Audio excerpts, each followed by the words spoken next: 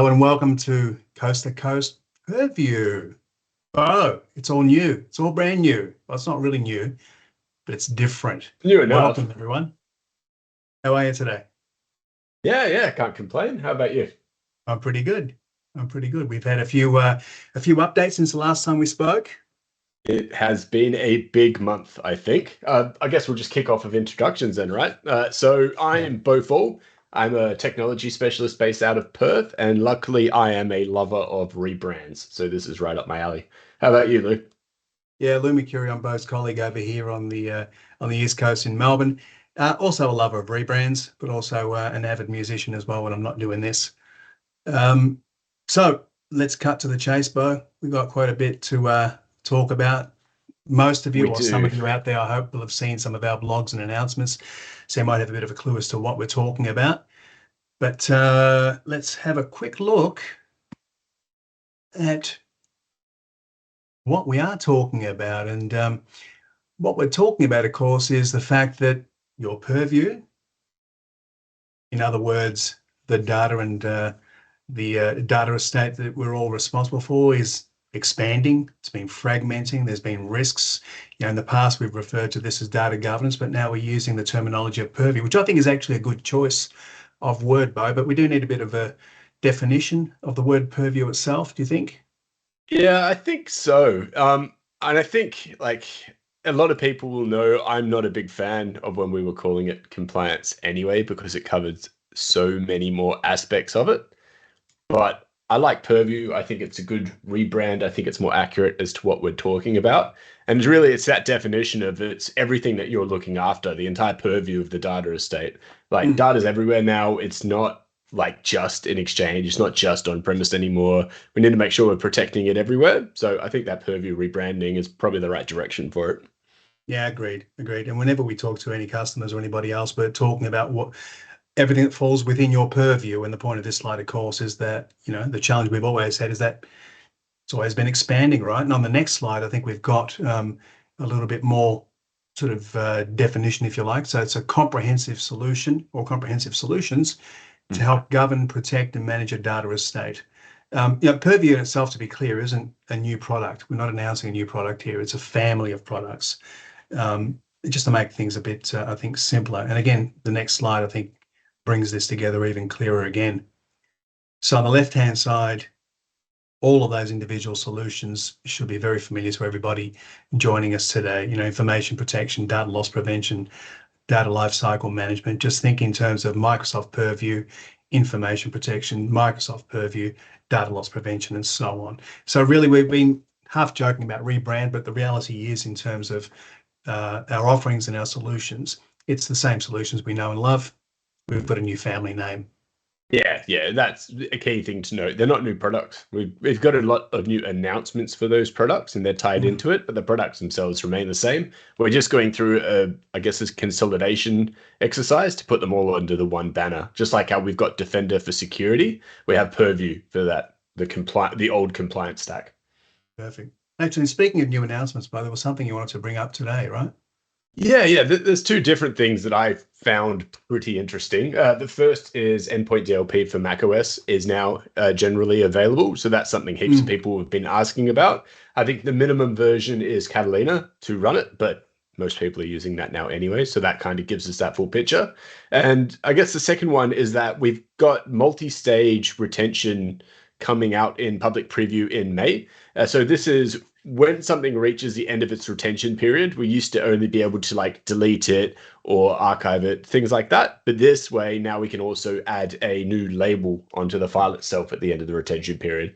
So we might have a retention period of 7 years, for example. At the end of that retention period, we can put a label that automatically deletes it after 2 years, depending on how we want to do it. We have that little bit more granular level of control that we didn't have before. So I think they're two really cool things to been released out. So that's really good. And that multi-stage disposition, we can do funky stuff as well. Like at the end of that initial retention period, bring in an archivist, for argument's sake, who might then need to review and apply a different label, even manually, without having to go to necessarily the automatic approach, right? Yeah, exactly. And you can kind of see the direction that we're taking it in, like those granular improvements that we're doing, where you're getting a bit more flexibility and a bit more choice as to how you want to do these things. If it's at the end of the disposition review, the end of the retention period, like having those additional options that you didn't have before, that's something that we've been really focusing on. So it's good to tie that in. Yeah, excellent. And I it all guess forms with under the that, family of Purview, right? all of it does now, yeah. So Microsoft Purview. all of the old stuff, so records management, DLP, communications compliance, e-discovery, that's all under the Purview banner now. So those products still exist. E-discovery is still e-discovery. It's just in the Purview compliance, the Purview suite, not the compliance suite, and we're going to keep making that mistake for a little while. Same here. But they're all in that new suite of technologies. Hey, Beau, I know you and I, we've talked about insider risk management. You know, it's a particular favorite of mine, and we've talked about extending some of that functionality. I'm aware of the Sentinel connector that we have available there as well. I think you've got some news here. I do. I have a very special guest. So we have Michael Richards on today. He's a technology specialist at Microsoft focusing on the security space. So things like Defender, Sentinel, those sorts of things. That's his bread and butter. And today he'll be walking us through how Sentinel and Purview technologies kind of work together. So with that, I'll hand over to Michael. What a segue. Hey, Michael. Thanks, Beau. Practicing. Hey, Lou, how's it going? Cool. So I think you've sort of covered the interest based in Perth, like Beau. So I think the main thing I see with Sentinel is, as Beau said, it's really started from a security perspective. You know, we often talk about how we tie that into firewall logs, or you know, your endpoint solution, or your email message transfer logs, or whatever it might actually be. But I think what we haven't really seen yet, and as I understand from I guess talking to you both, some of the scenarios that our customers are looking at is, how do I start bringing in more information about that compliance activity?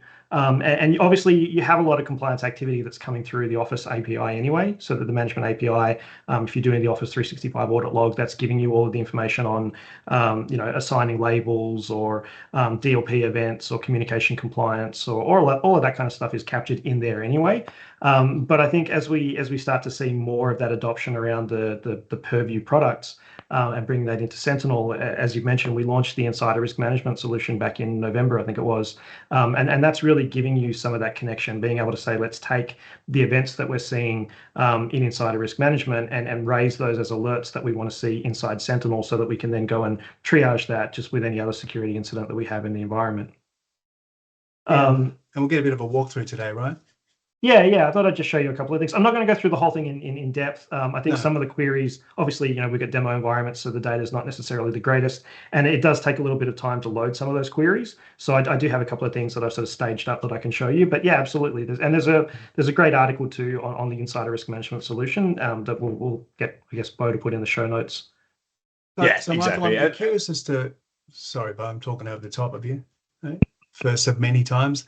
Yours. I'm just wondering in terms of audience. So who would be consuming the data, the dashboard from Sentinel, as opposed to, you know, I know from an insider risk management point of view, there's very clear capabilities in our console for investigators to use, and it's actually customized for them, and it's very highly tuned with role-based access control specifically for them to do their operational tasks and investigations. Who will be looking at that information in Sentinel?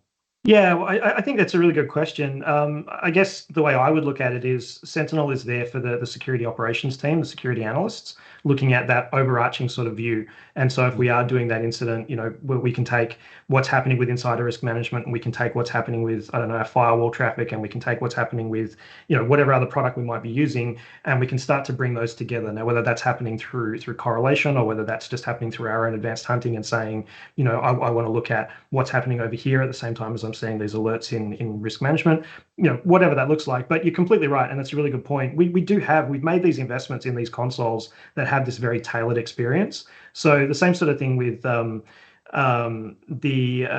Activity Explorer or the Content Explorer. Like, I think in the past, the big use case that we saw for Sentinel was, how do we take the AIP logs that were sort of sitting in wherever they were sitting before, like how do we bring those into Sentinel and put them in the dashboard and visualize it?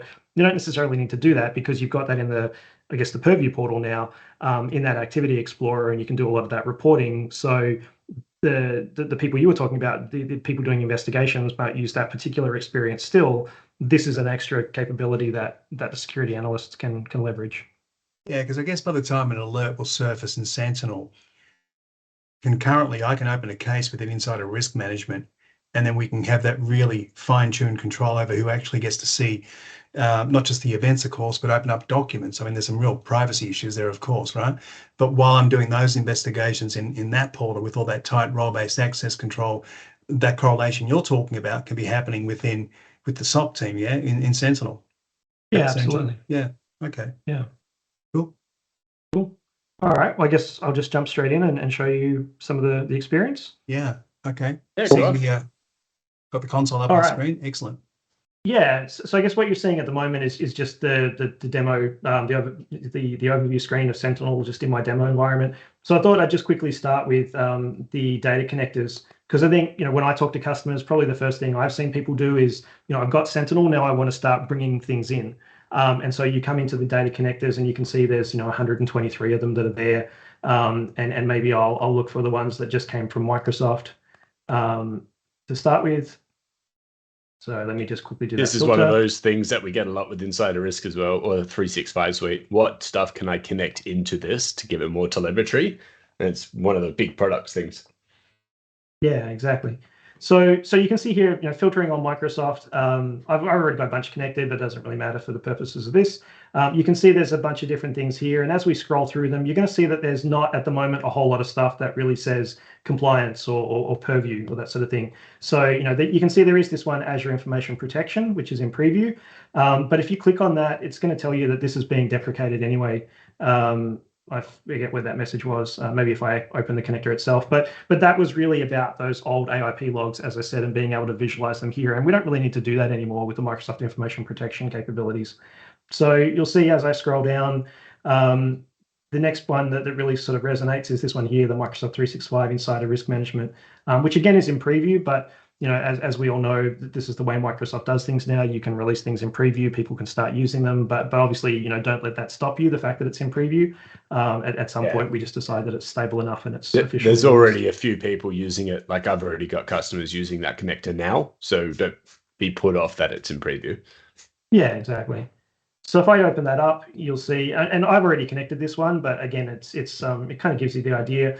What do we need? We obviously need the appropriate licensing, which obviously we're going to have if we've got the E5 license or E5 compliance. You'll just have that simple connect button, same sort of thing as most things with Sentinel in the Microsoft space. At least we can just connect that, and then you'll have an option here where you can say you want to create incidents from the alerts. And so this was using the analytics rule. This was really simple, basically just being able to say I want to create an alert from the portal, in the portal. And I'll show you that in a second as well, just where we can customize that a little bit. But you can see as part of this connector, we have one query that we can use and one analytics rule as well that we can leverage. So Michael, you mentioned earlier, you referred to the Insider Risk Management solution, and now we're talking about connectors. So just for those watching, the difference between a connector and a solution from a Sentinel point of view. Oh yeah, sorry. It's from a Sentinel. Yeah. So I think I was talking about it in a general term, like Insider Risk Management. But yes, you're right. There is the Content Hub that I'll show you in just a second, cool, which is where we can actually bring in a little bit more than simply the connector. So it's about having more than just the raw data coming in. We've actually provided a whole bunch of functionality and hunting queries and things like that to actually make use of it. Yeah, exactly, absolutely. Yeah, I'll show you that one in a second as well. Yeah. So, because I think and you sort of hit the nail on the head. This has been the experience that people start with. They start with that connector, and the connector will bring the data in. But you're right. Like, what are you going to do once you've got the data in? How do you make it something meaningful? And so that's where the connector has some related things. I'll show you that inside the solution, inside the Content Hub, where we can actually get to that. But just you can see here that query log that we have. So you can see we can do a search on product name for Microsoft 365 Insider Risk Management. When we're doing our advanced hunting, we can pull those activity related back on the product name. Mm-hmm. Or you can see here's the connector as well. So I've already gone and done this, but this is the one that's going to let you create a rule that says, what do I do when we get an alert? So create an incident in Sentinel based on an alert in Insider Risk Management. What's the service? We can change we can use severity filters if we want to. We can add some specific things in here or exclude or whatever we want to do, and then go and configure an automated response as well. So do we want to actually take some action when this happens? Do we want to create a ticket in service now, or do we want to notify somebody, or what does that look like? But we have those capabilities that we can leverage in here as well. Yeah, and that's all the SOAR capabilities, right? The response part. Yeah, absolutely. Yeah, for sure. All right, so I think that's kind of the first part. So that's giving you a basic starting point. That's giving you some data's coming into the environment, and we're doing something with it now. But I think you're right. There's a lot more that we want to look at doing, and that's where that solution came in. And so that idea that it's not just about the data, the data connector and a couple of queries, but what else can we do? And if we go into the Content Hub, this is what I was talking about that we released in November. And so, as I said, I'll get Beau to put the blog in the show notes. But there's a Sentinel solution in here for insider risk management. And so these capabilities that are available in the Content Hub are these packaged solutions that can be more than just the data connector. So it might include the data connector, but it'll have a bunch of other things as well. So you can see here for the insider risk management one, we've got 5 analytics rules that have come through. We've got 5 hunting queries that have come through. We've got a playbook and we've got a workbook that all get installed as part of this solution. So it's not up to me to go and get all of these different pieces and put them together. I can take this solution that's been created by Microsoft or by a third party or by whoever that might actually be, and install that pretty easily from in here. That's pretty good. We hit the ground running, right? Yeah, exactly. Excellent. Yeah. And so, there's a little bit of stuff that you need to do. You need to go and actually create this, but it'll talk you through how you do that. And so it was really quick and simple to get up and running. It does have information in here on usage information, that sort of thing. But yeah, it was basically just picking where I wanted to put this and saying create, and it went off and did that. And so now what I have then is, if I go into workbooks, you'll see as part of my workbooks, I actually have an insider risk management one here as well. And what I'm going to do real quick, well, actually, I'll step you through this one, and then I'm just going to jump out to another tenant just because it's got a bit more data in it. But you'll see that there's a lot to this, and so this is a really good resource for getting started with insider risk management, not just the Sentinel piece, but insider risk management overall. Because you can see here, it talks about how do I actually get started. So onboarding Sentinel and risk management, how do I enable the connector, setting up all of the behavioral analytics that we need to do. What I can set up a watch list if I want with certain keywords, so it's triggering activity based on that. But it's giving me these enrichments as well. So I can go out and look at these 25 other Microsoft security products that are going to feed signals into this environment to give me a better story, I guess, in terms of what's happening in that environment. Yeah, and Michael, I guess that really speaks to the point I was making earlier as well. You look at all the Defender in that list of enrichments, right? So it kind of bridges the stuff Beau and I live in with all the Defender products as well, and sort of connects them together. Yeah, exactly. Yeah. Like we're getting all the events off Defender for Endpoint anyway through that Sense service, and so you can leverage all of that as part of the insider risk management activity. Well, that's what paints the whole picture for you, right? Like if you're doing threat intel and you only have half of the picture or half of the things talking to each other, there's not much point correlating that data in the first place, right? Yeah. And as I'm sure you guys know, there's a lot of pieces here that need to be configured. So if I just sort of jump in and say I want to get started with insider risk management, what does that actually mean? So it's got some things here as well on how do I set up data loss prevention policies, and how am I going to use communication compliance, and how am I going to use advanced e-discovery and all of that kind of stuff. So a lot of information that I can get access to from here. Again, I can go and look at insider risk, and it's going to give me some information on those capabilities and get set up. Or information protection or those sorts of things. I can set up my watch lists from in here. The entity insights is the one I was just going to quickly jump out to this one for, because entity insights, you can see this is reporting on all the activity. And so I can look at the behavior logs, and it's going to go out and it's going to find the activity. It's going to tell me, who are the users that have the most incidents and alerts and that sort of thing associated with them, or look at the blast radius for that account. Yeah, so to bring it back to that workflow scenario, again, sorry to cut you off, man. But let's say S Beavers, for example, is the person who's responsible for the alert originally within insider risk management. So we'll get an alert on that user, we'll open a case or at least do some investigation there. The scope of what I'm investigating is going to be around that Purview solution set. But in this view, we're going to be, in terms of the entity, you're tapping out to a whole lot more beyond, I guess, what's within my purview as an investigator within insider risk management, right? So as a SecOps operator, you're dipping into other aspects of that user. But the responsibility for flagging the person as a person of interest, again, coming from my selfish insider risk management view of the world, starts in my console. We generate an alert, the alert pops up here, and that launches an investigation.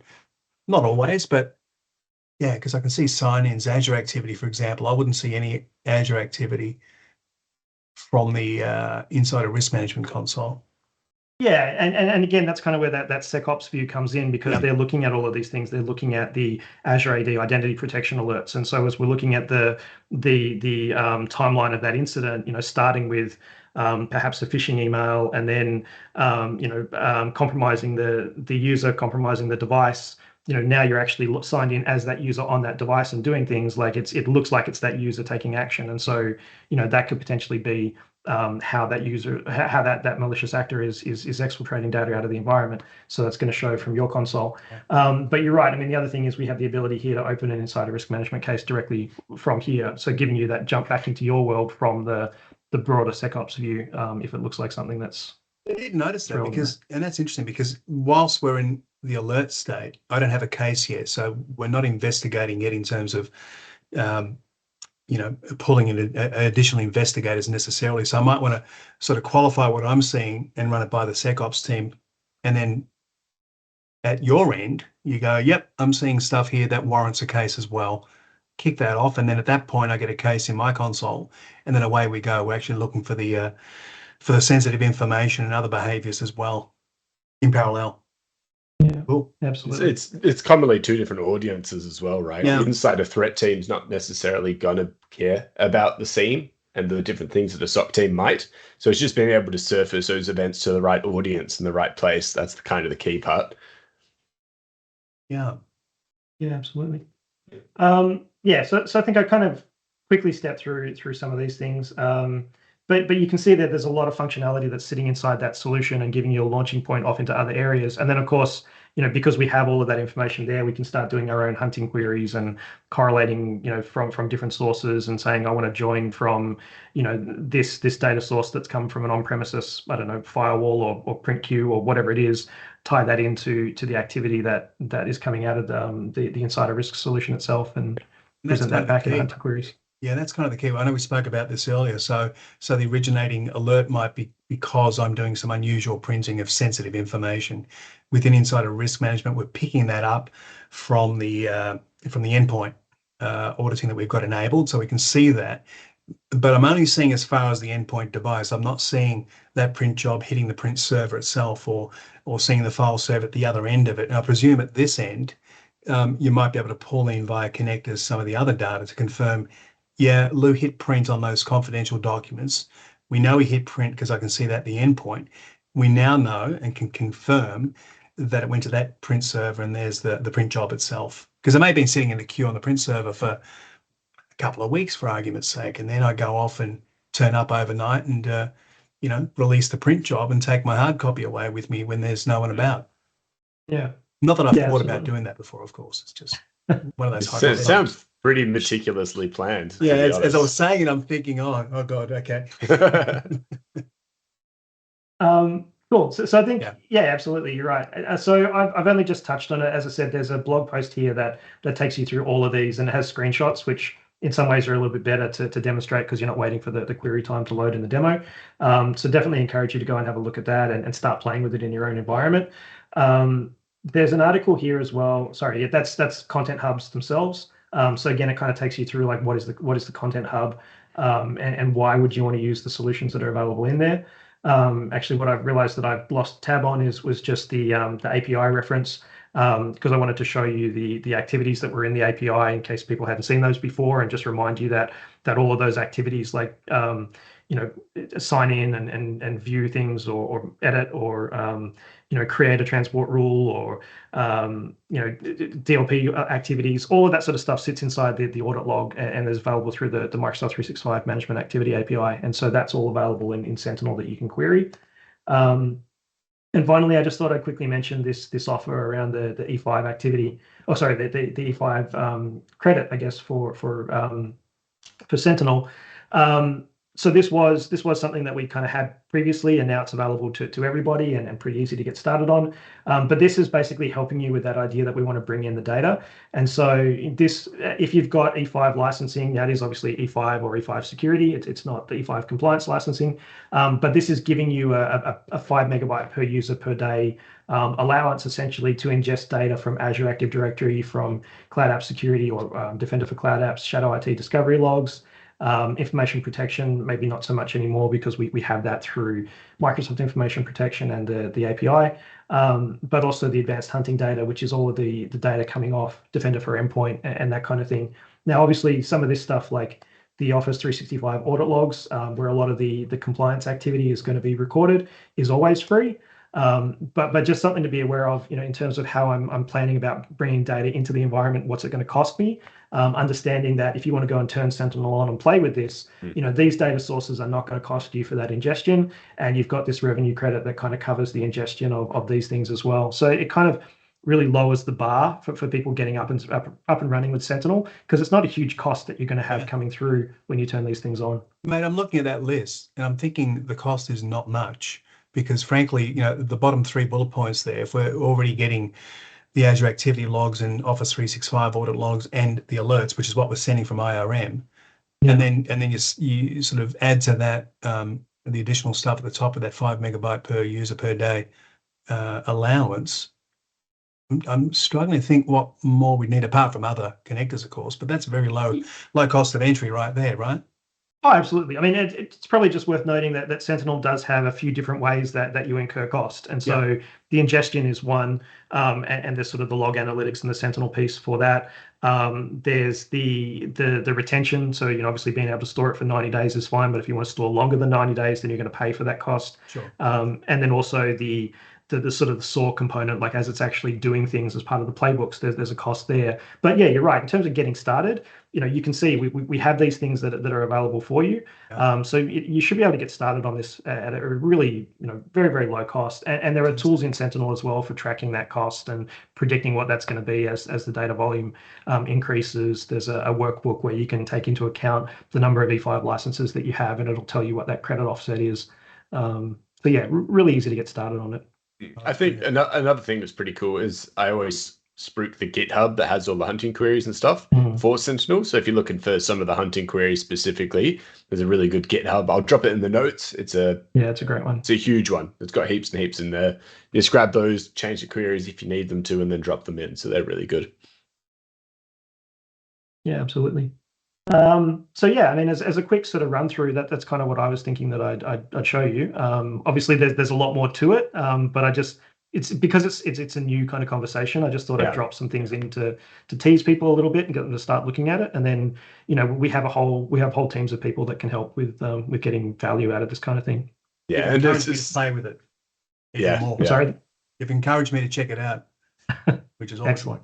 Good to hear. Well, the whole scene thing, like we could talk about that for hours. Like it seems not a little thing that we can talk about, and being able to deploy it, get it working, get the right people involved, that's a conversation in of itself, right? So thank you very much for presenting. I'm sorry, Beau, I keep talking over the top of you, but I'm doing it on purpose. I'm getting better at it. So there you go. I was going to say that we've got lots of customers. I know I've got a couple as well who are already going down the Sentinel path as well. So quite a few of my conversations have been more aligned with you're already using Sentinel, you're already going down that path. Here's something else you can leverage with it. For very little additional work, if any. Well, it's because it is, you have all of those things out of the box that you can start getting value with, even if you are using a different SIM. I'm not saying go out and replace Splunk, and I mean, it would be great if you did, but you can start using Sentinel and you can start taking advantage of this stuff, playing with it today and figuring out what the value is. And then hopefully you continue with Sentinel, or you can figure out how to get it doing the same sort of thing in your own environment. But it's really easy to get up and start playing with these capabilities. It's just getting that visibility as well, right? Like not having it and then discovering something happening in the environment after the fact, like that's invaluable. Like regardless of the cost I know we keep saying it's the cheap cost and everything, that's all well and good, but you can't really put a price on finding an incident that you wouldn't have found otherwise. But I guess with that, thank you very much for presenting. I know I learned a lot about Sentinel today and how that ties in, especially with IRM. So I think that's a conversation that's going to happen more and more as we move forward. So I don't think this is the last time we're actually going to have that conversation. So we'll probably have to get you on again. Yeah, love to. Thank you.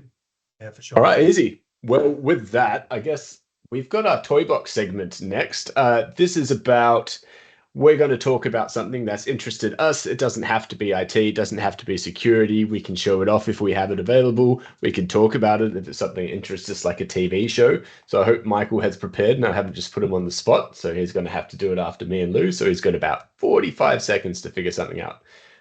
So mine this week is, I got a present from my wife about a year ago, and she thought I would never use it, but it's an Ember Mug. So, oh, can you see it? There you go. So this is a little coffee cup that sits on your desk and keeps your coffee, tea, anything at a hot temperature throughout the entire day. So I used to have coffees or teas on my desk all the time. It would go cold because I'd get stuck into a meeting and I'd have to throw it out and remake it. That keeps it at a temperature via an app on my phone. So it keeps it like 67 degrees or something at the moment. It's that. And it keeps it warm all day. And my wife thought I would never use it, and I've used it every single day since. So that is my toy box for this week. And I'll hand over to Lou. That is the saddest story I've heard for a very long time. Just get up and make yourself another coffee. Anyway, it's about I've to had get this one sad. for an hour and 45 minutes, and it's still warm. Fresh coffee. I'm going to talk about a TV show. I was going to talk about this thing, which I like. It's my little Joby, stick it on a branch, whatever you need to. It's a great little tripod-y thing, which does a really good job of just sticking cameras or whatever else you need around the place. Highly recommended. But I'm watching a fair bit of Apple TV lately. I've gone to the dark side, and they're starting to hit their stride. Severance, if you haven't seen it. Very good. It's my thumbs up. Severance on Apple TV. Very interesting. I can't say anything about it, but it does speak to the whole divide between home life and work life, where you can elect to have a little chip put in place and a complete separation between the two worlds. And when you're at work, you have no idea of what you are or who you are outside of work. And the reverse is true as well. When you're at home, you have no idea about what happens during your workday. And it's just an interesting take on home work life. We'll leave it at that. Good question, Lou. That camera, can you wear it on your head like a GoPro? I can, but I've got such a fat head. I'm going a bit Teletubby. But you could wear it. I can't believe you talked me. Ride your bike. Well, I was thinking about doing this thing as well. A bit of a parrot thing happening. Anyway, well worth it. I'll kick over to Michael. I hope you've broken it. Oh, no. I would have felt guilty then, making you put it on your head. That was worth it, though. It's all good. Severance is definitely a great show. We found that as well, and we enjoyed it. But I actually, we discovered Halo over the weekend. So we've been watching the Halo live action series. I think it's 4 episodes now, maybe. That's actually really good. The first episode it's probably not one for the kids. There's quite a bit of intensity to it. So the first episode was really good, got a little bit slow. But then last night watching it, and it's just like being back playing Halo again, switching weapons and these massive frenetic sort of battles going on, and kind of got me tempted to pull out the old Halo Xbox and give it a a go. There's a new Halo. There's a new Halo because I'd be playing it. I haven't tried the new one, actually. And I might have to go play that. And it is good. Oh, yeah? All right. Now, do you have to be a Halo fan? Because this reeks very much to me of the whole Star Trek, Star Wars saga. Because if you weren't born within a certain period of time and you weren't imprinted as a child with Star Wars, then you don't get it and you don't appreciate it. Which is why people of my generation think Star Wars is a cartoon. It's all about Star Trek. Forget Star Wars, because I never got imprinted.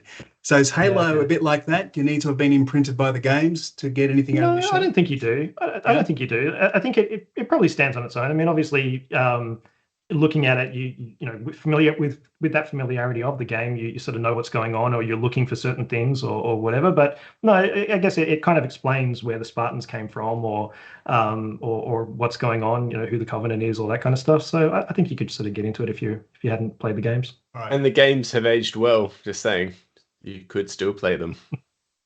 As have I. Just saying. Like a fine wine. Absolutely. With that, I think we've had a great one today. Thank you again, Michael, for joining us. That's been really invaluable. I know we've talked outside of this show about me playing around with Sentinel and trying to get this up and running and try to understand where the value is. And you've done a great job of clarifying a lot of that for me as well. So I'm looking forward to getting back into it. Over to you, Beau. Yeah, awesome. Yeah, no, I got a lot out of that as well, Michael. So I think we'll definitely have another discussion and get you on coast to coast again once we've had a few more sessions through. Obviously, people have been asking about it all the time, right? So I don't think this will be the last one we do. So as always, I guess I hope that everyone had fun watching this video. I know we were slightly delayed.